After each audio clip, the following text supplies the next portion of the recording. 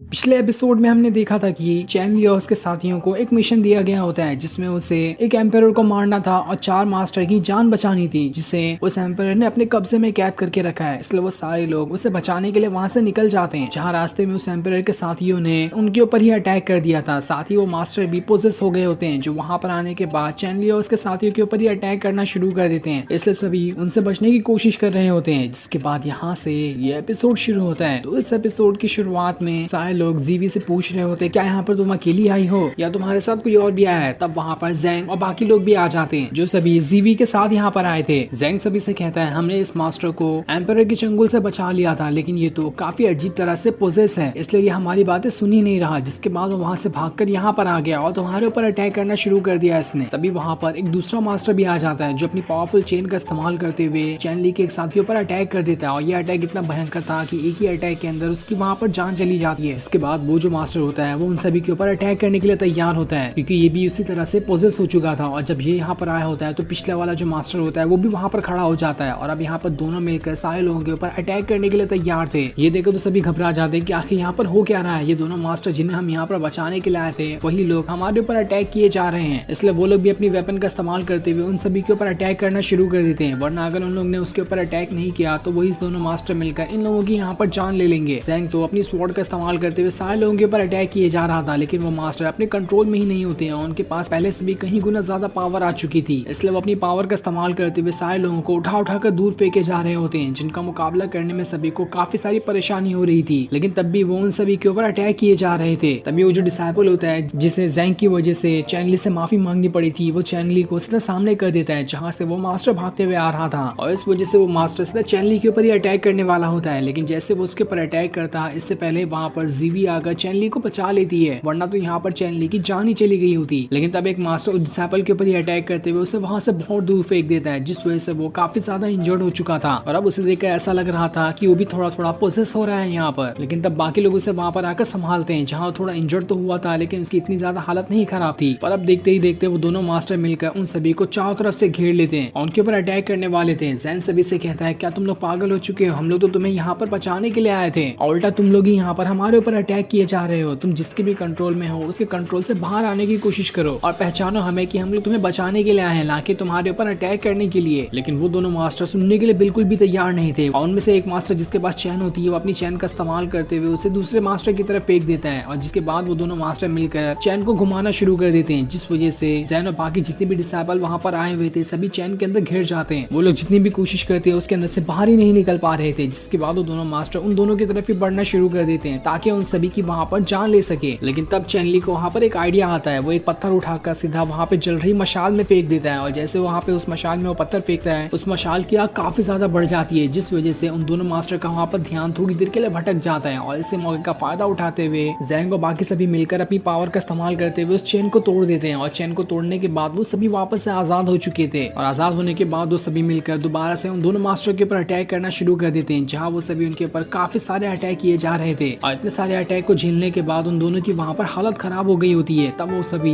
जैंग और बाकी से कहते हैं तुम लोग मिलकर हमें मार दो, हमें अंदर से काफी अजीब आवाजें सुनाई दे रही है जो हमें ये सारे काम करने पर मजबूर कर रही है, इसलिए हमारा मर जाना ही बेहतर है, क्योंकि इस आवाज की वजह से हमें जितनी तकलीफ हो रही है इसका तुम लोग तो अंदाजा भी नहीं लगा सकते। तब वो डिसाइपल उसे मारने वाला होता है, लेकिन ये देखकर दूसरी लड़की जो होती है उसे आकर रोक लेती है और उसे कहती है क्या तुम पागल हो गए हो, हमारा मिशन था इन लोगों को बचाना, ना कि इन लोगों की जान लेना। अगर ये पोजेस हो चुके हैं तब भी हमारे पास कोई ना कोई तो रास्ता हो गई इन्हें पोजीशन से बाहर निकालने का, ऐसे हम यहाँ पर इन लोगों की जान नहीं ले सकते। लेकिन वो डिसाइपल कहता है हमें इसे मारना ही होगा, अगर हमने इसे नहीं मारा तो ये आगे चल के हमारे लिए नुकसान पहुंचा सकता है, और अभी तो हमें और लोगों को मारते हुए उस एम्पायर की भी जान लेनी है। इन लोगों की वजह से हम वहां तक नहीं पहुंच पाए तो हमारा मिशन तो यहीं पर फेल हो जाएगा, इसलिए मेरी मानो तो हमें इन दोनों मास्टर को यहीं पे खत्म कर देना चाहिए। लेकिन सभी के कहने पर वो जो डिसाइपल होता है थोड़ा थोड़ा वहां पर खुद को कंट्रोल करते हुए रुक जाता है और ये डिसाइड करता है कि वो भी इन दोनों मास्टर की यहाँ पर जान नहीं लेगा। लेकिन तभी जो एक मास्टर होता है आगे बढ़ते हुए उसकी स्वॉर्ड को अपने अंदर ही घुसा लेता है, जिस वजह से उसकी वहां पर जान चली गई होती है। ये देखकर तो डिसाइपल भी हैरान था कि अरे ये कैसे खुद से मर गया, मैंने तो इसे मारा भी नहीं। वो सभी से कहता है मैंने यहाँ पर इसकी जान नहीं ली है, ये तो अचानक से खुद से आके यहाँ पर मर गया। तभी वहां पर वो मास्टर की आवाज आती है जिसने इन सभी को ये मिशन दिया था। वो उन सभी से कहता है तुम्हें जैसा सही लगता है तुम वो कर सकते हो, बस तुम्हें यहाँ पर अपना मिशन पूरा करना है, और अगर इन लोगों को तकलीफ से हटाने के लिए इनकी जान लेना ही एक रास्ता है तुम इसकी जान भी ले सकते हो। ये सुनकर जो डिसाइपल होता है वो काफी ज्यादा खुश हो गया होता है कि अब तो मैं दूसरे वाले मास्टर की भी यहाँ पर जान ले लूंगा। करूंगा, क्योंकि जब मेरे मास्टर ने ही कह दिया है कि हम लोगों की जान ले सकते हैं तो ये तो बहुत अच्छी बात है। जिसके बाद वो अपनी स्वॉर्ड का इस्तेमाल करते हुए दूसरे वाले मास्टर को भी एक ही अटैक के अंदर वहां पर खत्म कर देता है, क्योंकि वो दोनों मास्टर पहले से काफी ज्यादा इंजर्ड हो चुके थे और उन लोगों के अंदर ताकत नहीं थी कि वो दोबारा इन लोगों के ऊपर अटैक कर सके, जिस वजह से दोनों मास्टर की यहाँ पर जान चली गई होती है। जिसके बाद ज़ैंग सभी से कहता है अब हमें यहाँ से आगे बढ़ना चाहिए, क्योंकि हमारा मिशन अभी तक पूरा नहीं हुआ, हम ये अभी तक हमारे पास काफी सारे काम पहले से ही बचे हुए हैं। जिसके बाद वो सभी मिलकर अपने जो साथी जो उनका यहाँ पर मर चुका था उसे एक जगह पर रख देते हैं और उसे रखने के बाद वो सभी वहां से आगे बढ़ना शुरू कर देते हैं। लेकिन तब जो चैन ली होता है उसे उस डिसाइपल की हरकत थोड़ी अजीब दिखाई दे रही थी, ऐसा लग रहा था कि धीरे धीरे वो भी यहाँ पर पोजेस हो रहा है। लेकिन जब वो उससे इसके बारे में पूछता है तो वो डिसाइपल जो होता है उसकी बातों का कोई जवाब नहीं देता और उससे कहता है मेरे काम में टांग अड़ाने की कोशिश मत करना। और इतना कहने के बाद वो वहां से आगे बढ़ना शुरू कर देता है। तब उनके जाने के बाद हम देखते हैं कि वहां पर एक लड़की इन सभी को ही देख रही थी, लेकिन वो लड़की कौन होती है अभी हमें इसके बारे में नहीं बताया जाता। जिसके बाद सभी आगे बढ़ते हुए एक जगह पर आ जाते हैं जहाँ से आगे जाने का कोई रास्ता ही नहीं था। ये देखकर वो सभी परेशान हो गए होते हैं कि अब वो यहाँ से आगे बढ़ेंगे तो बढ़ेंगे कैसे, क्योंकि आगे जाने का तो कोई रास्ता ही नहीं है वहां पर। तब उन्हें वहां पर एक मैकेनिज्म लगा हुआ दिखाई देता है, शायद अगर उसे सॉल्व कर ले तो आगे का रास्ता अपने आप खुल जाएगा और उसी के बाद ये लोग यहाँ से आगे बढ़ सकते हैं, वरना तो ये लोग इसके आगे नहीं जा पाएंगे। इसलिए सारे लोग उस मैकेनिज्म को समझने की कोशिश करने लगते हैं कि कौन इसे सॉल्व कर पाएगा। तब चैनली जो होता है उसे देखकर ये लगने लगता है यिंग यांग मैकेनिज्म लग रहा है, हो सकता है शायद मैं इसे सॉल्व कर पाऊं, क्योंकि जब मैंने अपने असली वर्ल्ड में था तो इस तरह के काफी सारे पजल को सॉल्व किया था मैंने, तो इसे सॉल्व करना मेरे लिए शायद उतना मुश्किल नहीं होगा। जिसके बाद वो उस मैकेनिज्म को एक्टिवेट कर देता है और जैसे वो उसे एक्टिवेट करता है आसपास की जमीन बिल्कुल गोल गोल घूमना शुरू हो जाती है। ये देखकर सारे लोग हैरान थे कि अरे ये चैनली तो इस मैकेनिज्म को ठीक तरह से समझते जा रहा है। जिसके बाद चैनली सभी से कहता है मैंने अपने स्कूल के अंदर काफी सारी इस तरह के पजल को सॉल्व किया था, इस वजह से मैं इसे आसानी से सॉल्व कर सकता हूँ। और काफी देर की कोशिश के बाद वो वहां पर उस मैकेनिज्म को सॉल्व कर लेता है और जैसे वो मैकेनिज्म वहां पर सॉल्व होता है उसके अंदर से एक अजीब सा लकड़ी से बना हुआ हाथ बाहर निकल कर आता है। ये देखकर वो सभी हैरान थे कि अरे ये क्या चीज है, ये अजीब सा हाथ यहाँ पर क्या करने के लिए आ गया। साथ ही उन्हें उस हाथ के ऊपर कुछ लिखा हुआ भी दिखाई देता है। वो जैसे उसे टच करते हैं उन्हें ऐसा लगता है कि ये हाथ हमें किसी जगह पे ले जाना चाहता है, इसलिए एक लड़की जो होती है उस हाथ को थोड़ा और बाहर करके घसीट देती है ताकि उस हाथ को बाहर निकाल सके। और जैसे वो उसे बाहर घसीटती है सामने का एक रास्ता एक्टिवेट होने लगता है। ये देखकर तो सभी एकदम खुश हो जाते हैं कि अरे वाह यहाँ का रास्ता तो एक्टिवेट हो गया। तब वो जो डिसाइपल होता है भागते हुए उस रास्ते की तरफ बढ़ना शुरू कर देता है, लेकिन जैसे वो उसके ऊपर पैर रखता है वो जगह वहां से एकदम खत्म हो चुकी थी। ऐसा लग रहा था कि वो रास्ता बस इल्यूजन से बना हुआ है। इसलिए वो जो डिसाइपल होता है अपने फॉर्मेशन का इस्तेमाल करते हुए जैसे तैसे अपनी जान बचाकर दोबारा से ऊपर आ जाता है, वरना तो वो काफी गहरी खाई में जाकर गिर जाता। ये देखकर सारे लोग वापस से परेशान हो जाते हैं कि अरे ये रास्ता तो सिर्फ एक इल्यूजन था, अगर हम एक साथ उस रास्ते पे गए होते तो सारे के सारे लोग नीचे गिर जाते। इसलिए चैनली जो होता है दोबारा से उस मैकेनिज्म को देखना शुरू कर देता है कि जब पिछली बार इसके हाथ को बाहर निकाला गया था तब तो यहाँ पे इल्यूजन वाला हाथ आया था, तो क्या हो सकता है इस बार इस हाथ को अंदर डालने की वजह से